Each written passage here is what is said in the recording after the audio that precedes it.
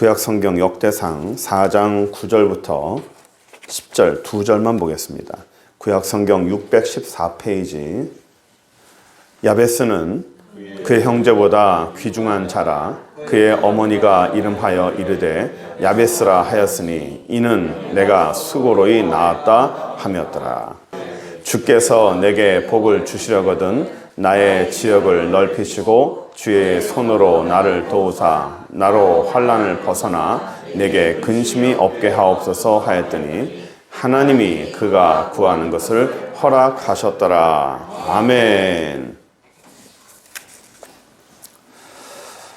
올 한 해 우리가 설교를 시작하면서 어떻게 이끌어갈까 생각하다가 야베스의 기도를 잡았어요. 그래서 2주간에 걸쳐서 야베스의 기도와 그 축복의 내용을 우리가 좀 상고하고 하나님이 우리에게 주시는 그 기도와 그 축복이 그 야베스의 기도가 우리의 기도와 축복이 되었으면 좋겠다라는 그런 마음으로 말씀을 준비했습니다.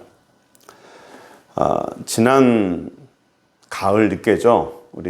제가 노회를 하면서 저쪽 북쪽에 어느 사과가 많이 나는 지역이었었는데 거기서 약간 우리 목사님들의 수련회를 했습니다. 거기에 사과를 먹는데 사과가 왜 이렇게 맛있는지 몰라요. 참 맛있더라고요. 그래서 주변 분들에게 물어봤습니다. 다른 사과도 맛있는데 이 사과가 제가 먹어본 이 몇 안 되는 참 당도가 높은 사과입니다. 참 맛있는 사과입니다. 라고 그랬더니 그분 하시는 말씀이 이 사과가 서리를 맞아서 그렇습니다. 그러는 거예요. 이 사과는 산에서 납니다. 그래요. 제가 알기로는 사과는 이 들판이나 이 대지 밑에서 사과가 난다고 생각했는데 저희가 먹은 사과가 산에서 난대요. 산에서 어떻게 사과가 나지?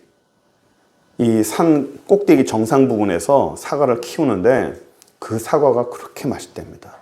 왜냐하면 일교차가 너무 심하고 그리고 밤 되면 거의 서리를 맞는데요. 그래서 밑에 있는 사과보다도 훨씬 더 육질이 좋고 당도가 좋다고 합니다. 그때 제가 알았어요. 서리 맞은 사과, 찬바람을 맞은 사과, 아주 혹독한 그런 환경 속에 자란 사과가 맛있구나. 그런데 가만 생각해 보니까 우리 얼마 전에 우리 김장을 했는데 저희가 최대한 늦게 김장을 하려고 했습니다. 왜 그러냐면 추위가 와야 배추가 맛있거든요.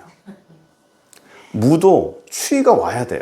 올해 부산이 안 추웠잖아요.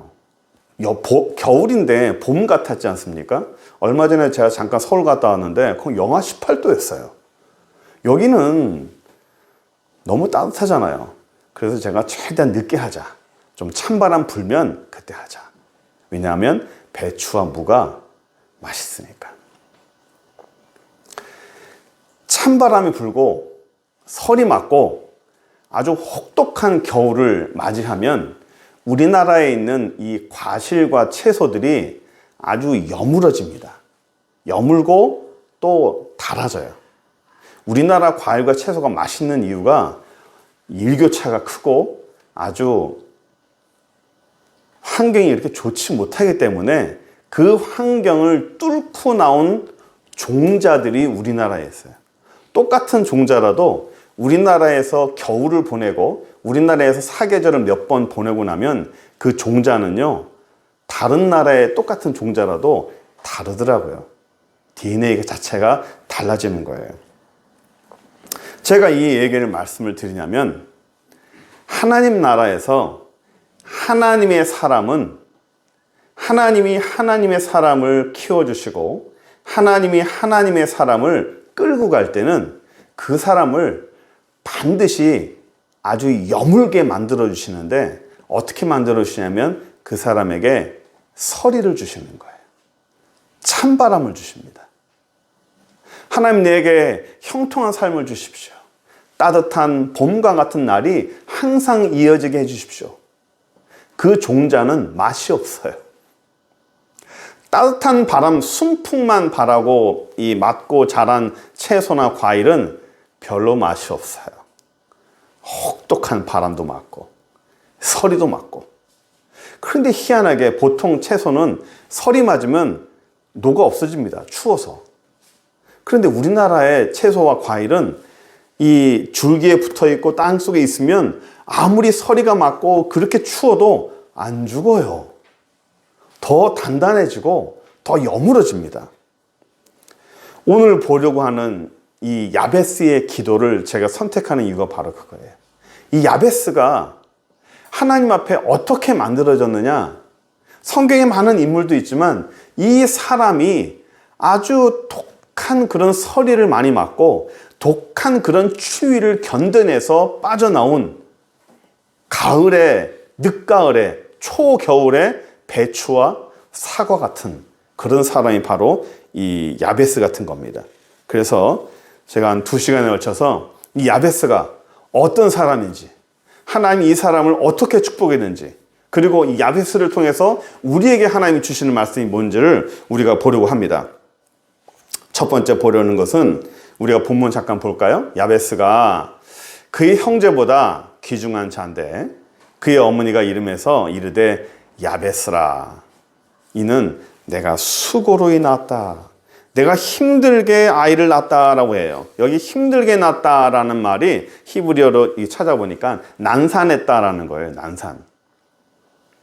난산이 어떤 경우죠?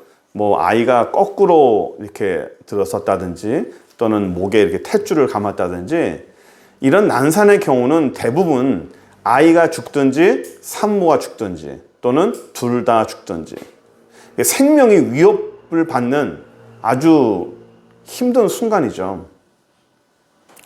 힘들게 나왔어요. 어찌됐든 뭐 어떤 과정을 거쳤는지 모르겠지만 생명의 위협을 느껴가면서 힘들게 나왔다는 거예요. 힘들게 태어났으니까 뭐 그의 삶이 출발부터 달라요. 간혹 가다가 우리 그 TV의 다큐멘터리 이렇게 보시면 가정이 굉장히 어려움을 당하시는 분들, 재정적으로 어려우신 분들이 유독이 그런 분들에게 또 큰 병이 많아요. 어려운 분들한테는 병이 없었으면 좋겠는데 재정적으로 어려운 분들한테 또 큰 병들이 이렇게 오고 그 병을 이기고 치료할 만한 재정적인 어려움이 참 많은 분들이 참 많아요. 한 가지만 오면 좋을 텐데 이렇게 한꺼번에 와요. 어려움이 한꺼번에 오고 그거를 이길 만한 힘을 도무지 견딜 수 없게끔 만드는 것이 우리의 현실 같은데 이 야베스라는 사람도 출발부터 어려웠어요. 그러니까 태어날 때 아주 힘들게 태어났어요. 또 이 야베스를 하나 좀 보려고 하는데 오늘 본문 보시면 그 어머니가 이름하여 이름을 이르되 야베스라 했죠. 어머니가 이름하여, 이 말은 어머니가 야베스라는 이름을 지었다는 거예요. 그러니까 우리 여러분들 아시겠지만 이스라엘의 모든 이름과 모든 중심은 아버지입니다. 우리 뭐 이름에도 아시겠지만 바요나 시몬, 바요나 시몬은 바아버지예요. 아버지가 요나인 시몬이에요. 그러니까 바요나 시몬, 뭐 바디메오, 아버지가 디메오라는 거예요. 그 사람 이름이 바디메오가 아니고 아버지가 디메오입니다 라는 거죠. 너 아버지가 누구냐? 제 아버지는 누구입니다 라는 겁니다. 우리나라도 너의 아버지는 누구냐? 너의 가문은 뭐 어느 씨냐? 어느 가문이냐를 항상 물어보죠. 자기보다도 내 아버지가 중요하게 된 그런 삶이죠. 이름도 아버지가 짓습니다. 그 아들의 이름은 반드시 아버지가 짓고 항상 아버지의 중심으로 모든 것이 흘러가게 돼요. 그런데 여기 보면 아버지가 등장을 안 해요. 이름도 누가 져요? 어머니가 지어요. 아버지가 등장하지 않는다는 얘기는 아버지가 없거나 아버지를 말할 수 없거나 어쨌든 이 야베스라는 이 아들은 태어나자마자 아버지가 없어요. 돌아가셨을까? 또는 이혼했을까? 모릅니다. 어쨌든 이 야베스의 어머니는 오늘날 말하면 싱글맘이에요. 여자 혼자 키우고 그 여자 혼자서 아이를 키웁니다. 오늘날도 여인 혼자서 자녀를 키우는 게 상당히 힘들죠. 옛날에는 고대는 더 했어요. 과부나 고아를 이스라엘에서 항상 신경 쓰고 그들에게 이렇게 복지나 사회에서 신경을 쓰는 그런 대상이 된 이유는 그들의 생계가 너무 힘들기 때문이에요. 이스라엘에 페아법이라는 게 있습니다. 페아법. 페아라는 뭐냐면 모퉁이라는 뜻이에요. 논을 이렇게 수확을 할 때 한 모퉁이를 수확을 하지 않습니다. 사과를 수확할 때 사과나무의 한 부분을 아예 남겨놔요. 왜 남겨놓을까요? 폐하, 과부와 고아를 위해서 남겨놓는 거예요. 룻기서이시죠. 룻기서에서 밤에 이렇게 그 나달을 주스러 다니죠. 그게 뭐냐면 베고 나서 떨어진 나라를 주스면 안 돼요. 바닥에 떨어진 것은 과부와 고아의 것입니다. 그 일부분도 가져가지 않아요. 우리나라도 그런 법은 아니지만 전통이 있어요. 뭐냐면 고시리. 예? 아십니까? 그런 게 있어요. 남겨놓는 거예요. 뭐 새 밥이라고 하지만 이 성경에서는 과부와 고아와 힘든 사람들을 위해서 이렇게 남겨놓는 거예요. 얼마나 살기가 힘들면 생존의 위협을 느끼기 때문에 먹고 살 수가 없는 거예요. 그러니까 이 어머니와 이 야베스는 처음 출발부터 굉장히 아마 힘들었고 태어나는 것도 힘들고 굉장히 가난했다는 뜻이에요. 야베스라는 이름 자체가 고통이라는 뜻이고 가난이라는 뜻입니다.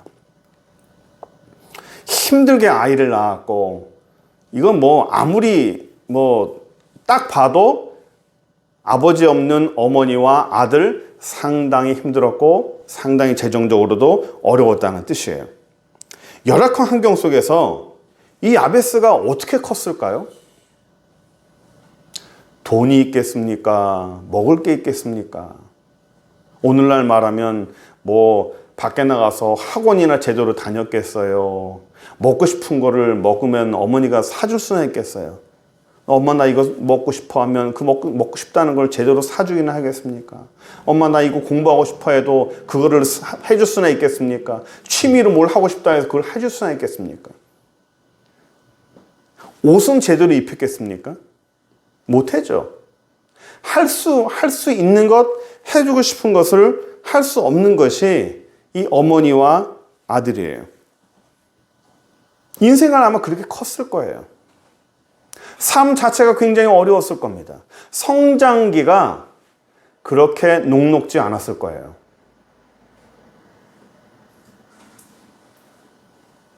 그래서 이 야베스라는 사람이 하나님 앞에 기도를 해요. 10절 한번 볼까요?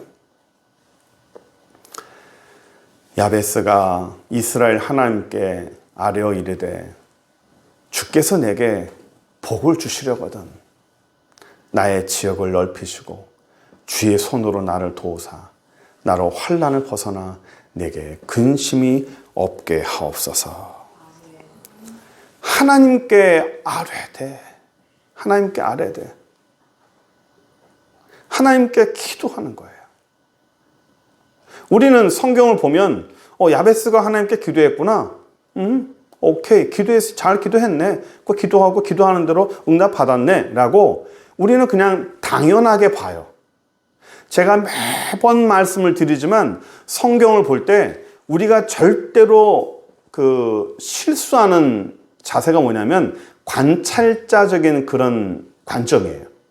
제3자의 관찰자적인 관점에서 이렇게 보면서 야베스를 보고 하나님을 보고 위에서 이렇게 쳐다보는 거예요. 야베스가 고생하다가 그는 하나님께 기도했네. 오케이, 잘했어. 기도했으니까 축복받았겠지. 이런 자세가 아니라 제가 뭐라고 그랬죠?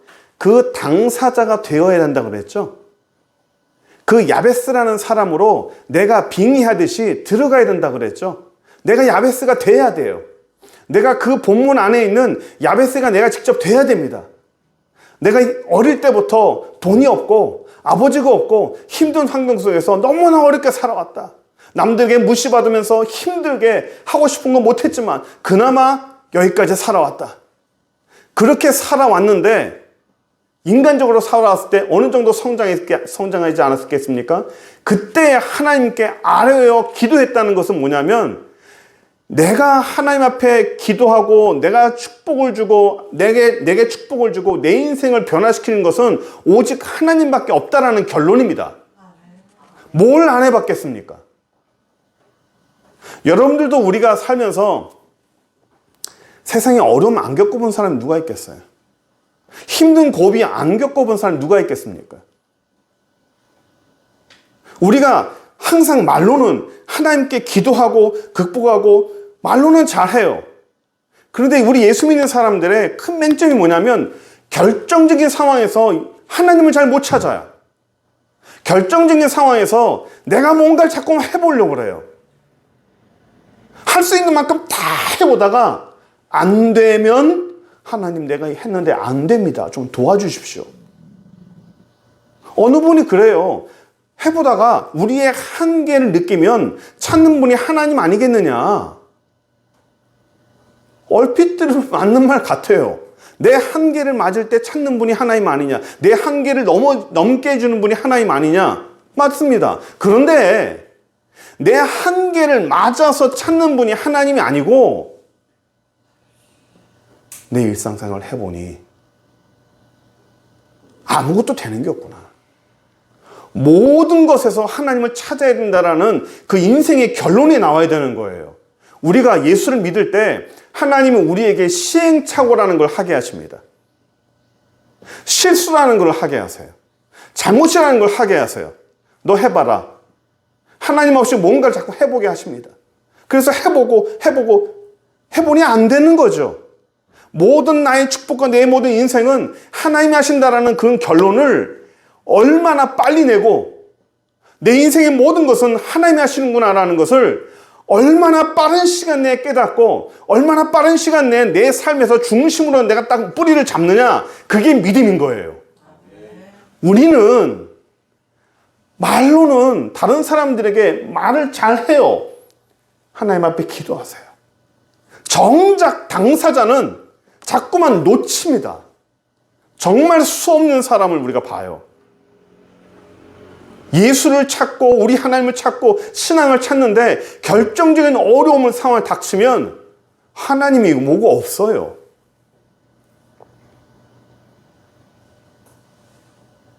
우리 살면서 시행착오 많이 해봤잖아요. 예? 해봤잖아요. 나름대로 머리도 써보고 방법도 해보고 다 해봤잖아요. 뭐 방법 소용없습니다. 하나님밖에 없습니다. 다 알죠. 다 압니다. 머리로는 아주 잘 알아요. 내 삶에 내 몸으로 알아야 돼요. 여러분, 머리로 아는 거 말고요. 내 온몸으로 알아야 돼요. 내 온몸으로 그걸 체험해야 돼요. 온몸으로 그걸 기억해야 됩니다.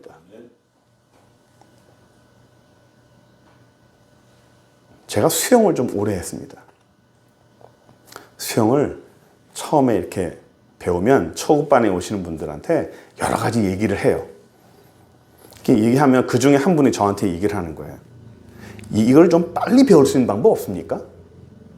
아니 뭐 1년, 2년 난 그렇게 못합니다. 저 운동 잘합니다. 저 운동신경 좋아서요. 남들이 6개월, 1년 하는 거 저 1개월이면 다 마스터할 수 있습니다. 제가 속으로 그래요. 근데 그게 머리로 되는 게 아니거든요. 그게 운동신경으로 되는 게 아닙니다. 시간이라는 게 필요합니다. 시간이라는 게. 왜 시간이 필요할까요? 이론이야 뭐 이렇게 하고 쭉 뻗고 스트레칭하고 뭐 다 돼요. 뭐 힘 빼고 다 됩니다. 근데 몸으로 알아야 돼요. 몸으로 체험을 해야 돼요. 내 몸이 그걸 기억을 해야 돼요. 아무리 잠깐 깨달아도 그것이 내 몸에 익숙하게 배워야 돼요. 그래야 자연스럽게 나와요. 우리의 삶에서도 하나님의 말씀, 하나님의 은혜, 하나님의 손길 잘 듣긴 들어요. 압니다. 머리로 압니다. 그런데 정말 중요한 게 뭔지 아세요? 몸으로 알아야 돼요. 몸으로. 내 몸으로, 온 몸으로 그걸 기억해야 돼요. 온 몸으로 기억해서 그래야 되지. 하나님 말씀대로 살아야 되지가 아니라 자동적으로 몸이 반응해야 돼요.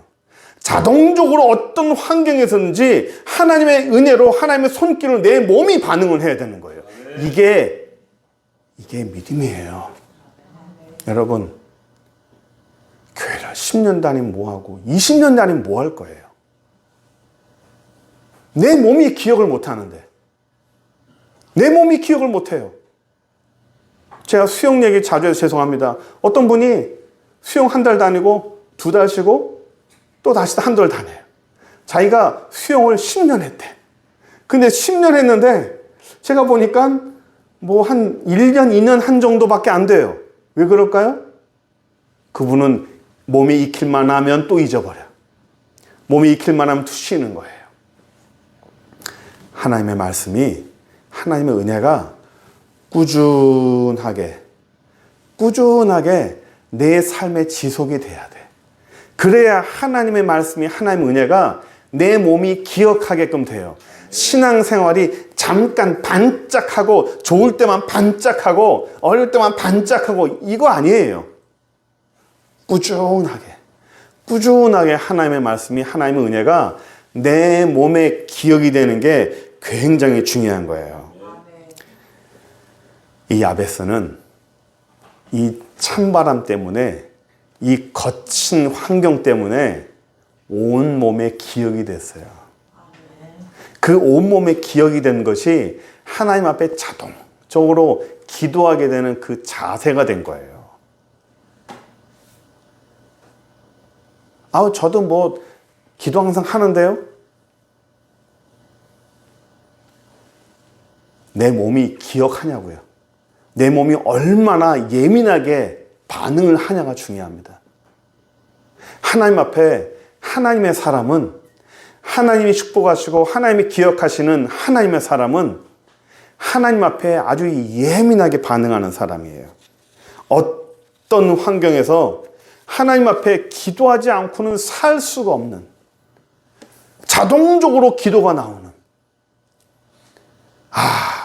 어떻게 기도를 안 할 수가 있을까? 라고 그런 마음이, 그런 생각이, 그런 몸의 자세가 저절로 나올 때까지 하나님이 그 사람에게 시행착오를 계속 시키는 거예요.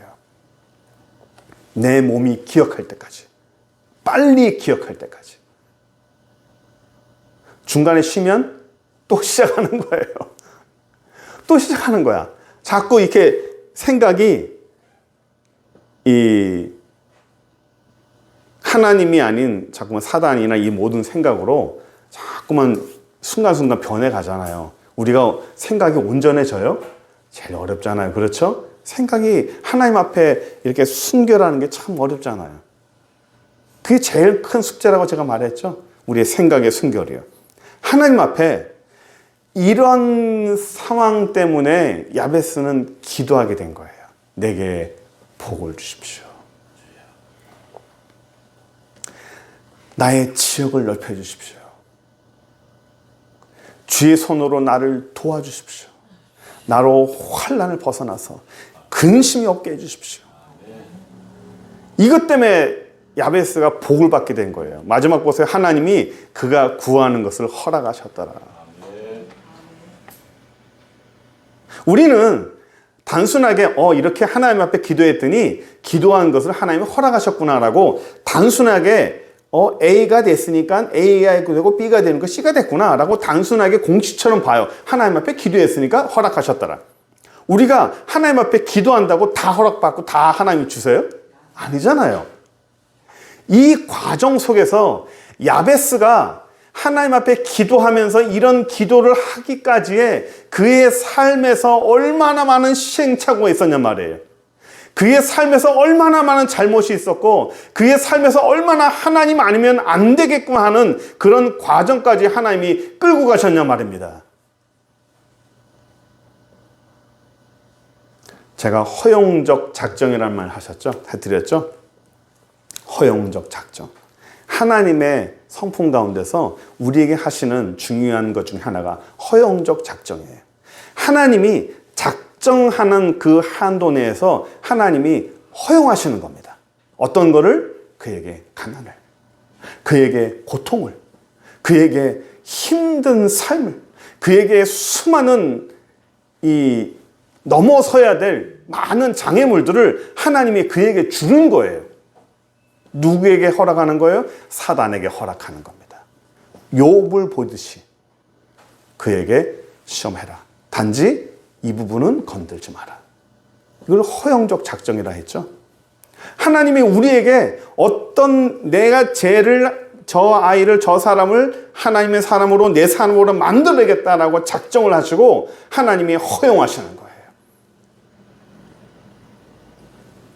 탄식의 눈물을 허용하시고 힘든 고단의 삶을 허용하시고 가시밭길을 허용하시고 힘든 고난의 그 길을 거친 그 길을 허용하시는 거예요.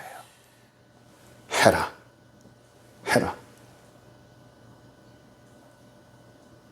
하나님은 악한 분이 아니에요. 그 악한 일은 사단이 합니다. 욥을 하나님이 그를 자랑하듯이 그를 허용하듯이 결국 승리하는 건 누굽니까? 하나님입니다.